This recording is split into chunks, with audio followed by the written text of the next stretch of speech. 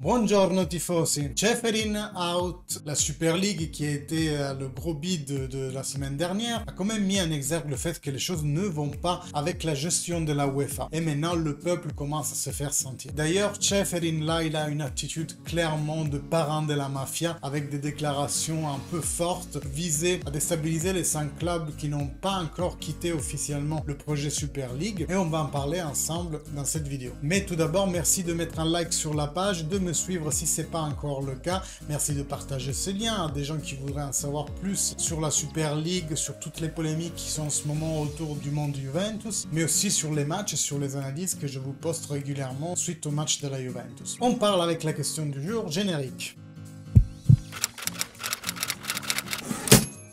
Eh bien déjà, premier point, la communication autour de la Super League a été très mauvaise. Je m'en aperçois parce que je lis les interviews que les acteurs principaux du foot disent dans les réseaux sociaux et dans les interviews et je me rends compte que personne n'a rien compris.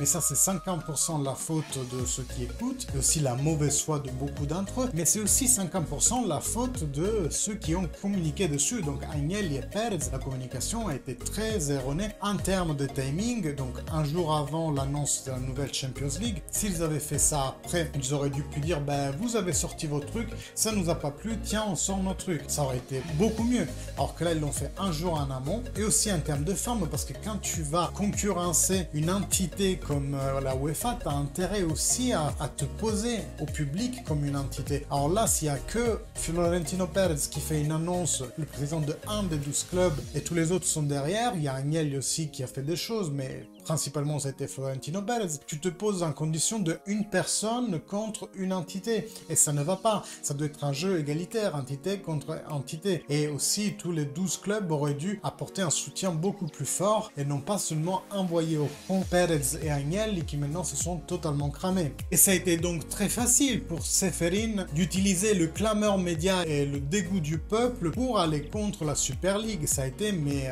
the finger in the nose. En gros la Super League ils ont tendu le bâton pour se faire battre. Et quand je disais que personne n'a rien compris, je parle des entraîneurs ou même des présidents. Parlons des présidents des équipes. Donc tu as un Preziosi, président du Genova, qui fait des déclarations qui vont contre Agnelli parce qu'il dit ouais vous êtes dégueulasse, vous avez créé votre propre ligue. Mais ils n'ont pas compris que ces 12 équipes ne voulaient pas sortir des championnats nationaux. Ils proposaient juste quelque part une alternative à la Champions League. Donc les championnats nationaux, ils n'auraient pas été impactés par cette nouvelle manifestation. C'était une attaque à la UEFA et à la Champions League, non pas aux championnats nationaux. Et c'était pour avoir plus d'argent, oui, effectivement. Mais qu'y a-t-il de mal à que les gros clubs fassent rentrer plus d'argent si c'est pour les sauver? Et de sauver les grands clubs, ça va aussi sauver les petits. Et oui, parce que les milliards de JP Morgan, oui, ils allaient rentrer dans les poches des 12 clubs, mais ils allaient aussi rentrer dans le système foot. Et donc, ils allaient redescendre vers le bas, vers les petites équipes. Parce que, je disais, le président du Genova, Preziosi, lui, il était bien content que le Milan lui ait payé Piatek 60 milliards, ou de vendre Kwame, ou de vendre même à nous Rovella pour 18 millions, c'était énorme. Et donc les prix des joueurs sont surévalués depuis un bail, on le sait, mais les petits clubs en bénéficient aussi.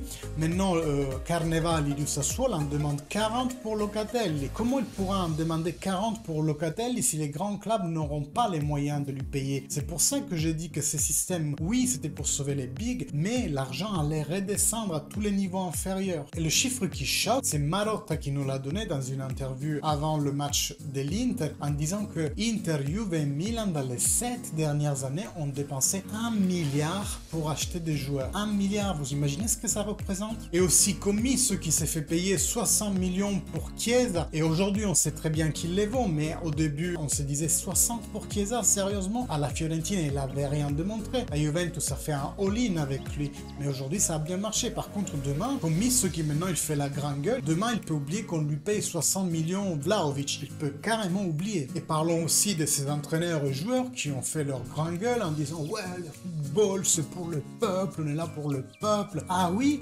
donc un Guardiola, un De Bruyne, un Piqué qui ont fait des déclarations dans ce sens-là, mais pourquoi ils baissent pas leur salaire? S'ils sont là pour le peuple, pourquoi déjà de base ils gagnent autant et pourquoi en plus en période de pandémie où le foot est dans une grosse crise financière. Quoi?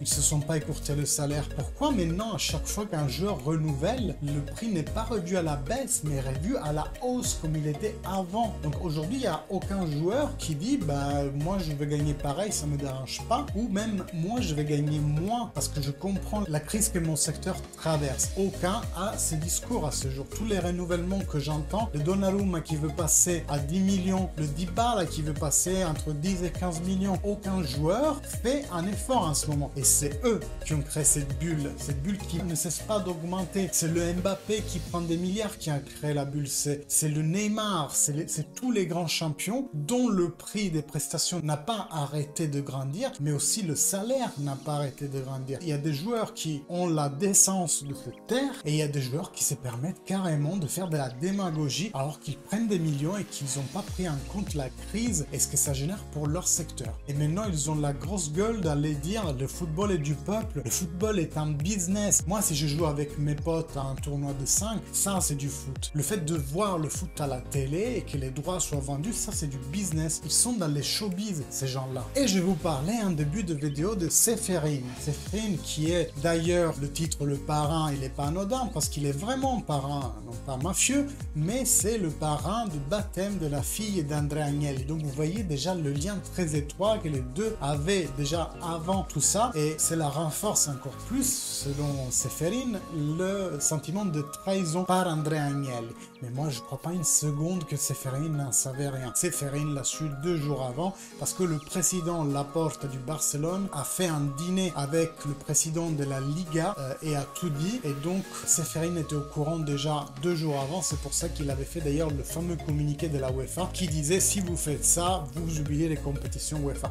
Le coup de théâtre, Ceferin, ah bah oui je viens de le découvrir, tout c'est du théâtre pur et dur. Mais en tout cas Ceferin, maintenant qu'il a gagné, parce que médiatiquement il a gagné, tout le monde peut taper contre ces 12 clubs tant qu'on leur dise rien, ils ont même pas un droit de défense. Et donc Ceferin, maintenant il fait le malin. Ceferin, il va te dire des choses comme si les 12 clubs qui ont fait ça veulent jouer dans nos compétitions, ils viennent me voir et on peut en discuter. Donc vous voyez, moi je suis sicilien, je fais de l'humour, mais c'est totalement ça. C'est genre maintenant il faut qu'on s'excuse, il faut qu'on fasse nos plates excuses pour avoir voulu changer un système qui ne marche pas, et on doit venir te voir pour implorer ta miséricorde. Et une autre déclaration qui bien sûr est totalement détestable. Ils ont voulu faire le malin avec moi, mais moi je suis plus malin et j'espère que dans le futur personne d'autre voudra déconner avec moi. Ah, le mec il te sort ça maintenant, c'est genre ça me suffit pas de gagner, maintenant c'est moi le chef et c'est vous qui devez vous plier. Mais ça aussi mon cher Ceferin, c'est de se donner un coup de pioche sur le pied soi-même, parce que maintenant le hashtag Ceferin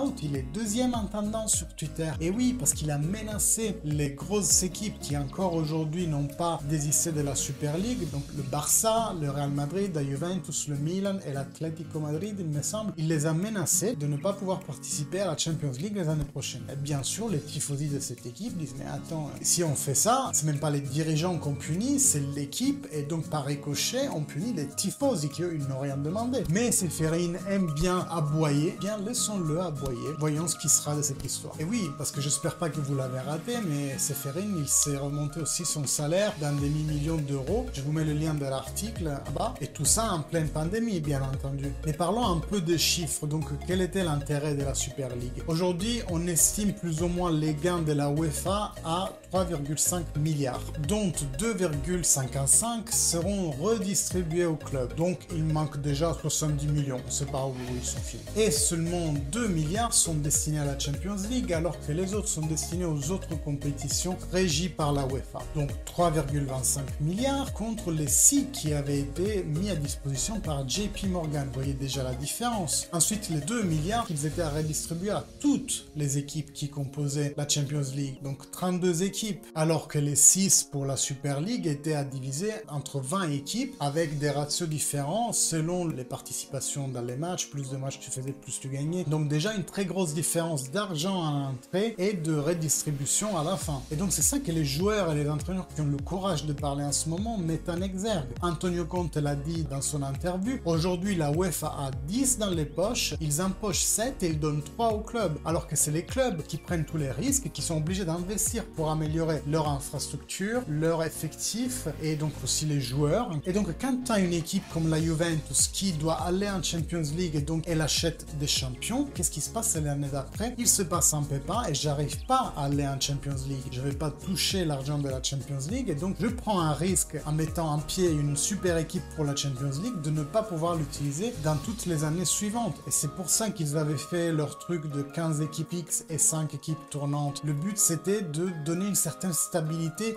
aux grands clubs qui, je le redis, font tourner la machine du foot. Donc oui, c'était peut-être trop élitariste, je l'ai dit dans la vidéo précédente, 15 places X et 5 tournantes, c'est vraiment trop peu. Il aurait fallu peut-être trouver une meilleure formule, certes, mais c'est sûr aussi que les grandes équipes ont besoin de plus de certitude dans l'avenir et donc le fait qu'une année se passe mal doit leur permettre quand même de participer à la Champions League parce que sinon c'est la loose pour les clubs, ils font des investissements et ils y gagnent rien derrière. Autre chose qui maintenant commence à surgir, c'est le fait que la UEFA exploite totalement les joueurs des équipes sans que les équipes aient leur mot à dire et les joueurs non plus d'ailleurs. Danny, dans son interview de l'autre jour, il a dit la UEFA elle nous envoie à droite à gauche dans le monde en pleine pandémie alors qu'on risque de choper le Covid. Beaucoup ont chopé le Covid et donc ça c'est une perte pour le joueur qui ne peut plus jouer et pour le club qui ne peut plus l'employer. Moi je pense à Lewandowski. Est-ce que le PSG aurait battu le Bayern avec Lewandowski sur le terrain? On le saura jamais. Les deux matchs ont été magnifiques, on est d'accord, mais comment ça serait passé si Lewandowski était là? Et Lewandowski se blessait pendant la pause nationale et le Bayern derrière ils ont eu aucune indemnité parce qu'il a été blessé pour moins de 30 jours et la UEFA commence à indemniser à partir du 30e jour et en plus de ça ils n'ont pas eu un joueur clé dans leur équipe dans un moment très important de la saison, ce qui aurait fait peut-être qu'ils auraient passé le double match contre le PSG et qui sait aller de l'avant et donc gagner plus d'argent dans la compétition de Champions League. Ça on le saura jamais, c'est un manquement que le Bayern a dû subir à cause de la UEFA et aucune indemnité derrière. Bon, le comble a été touché quand Nasser El Al-Khelaifi a été promu nouveau président de l'ECA après Andrea Agnelli parce que Ceferin a dit lui c'est quelqu'un à qui je peux faire confiance. Ça c'est le comble, là c'est juste le comble en fait, c'est insupportable que ça se passe comme ça parce que maintenant Al-Khelaifi il est présenté au peuple comme le défenseur du peuple alors que le mec il sait même pas que les pièces bons existent quoi. Pour lui la plus petite pièce de monnaie c'est le billet de 500 balles et entre lui et son cousin qui est propriétaire du Manchester United,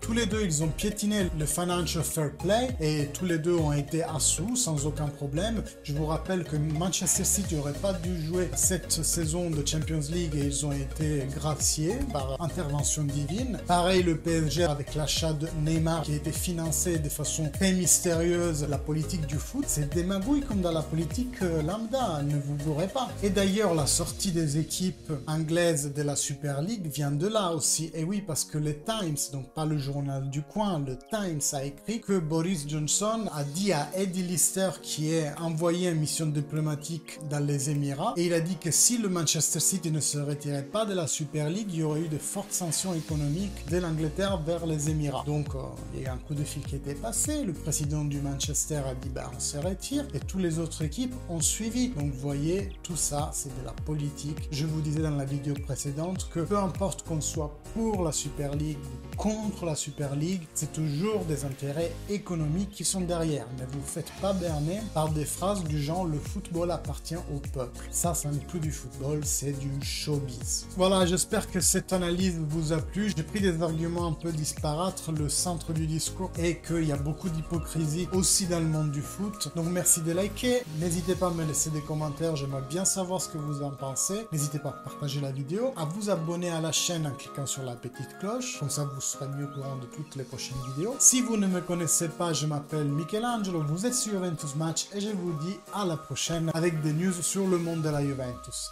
Ciao!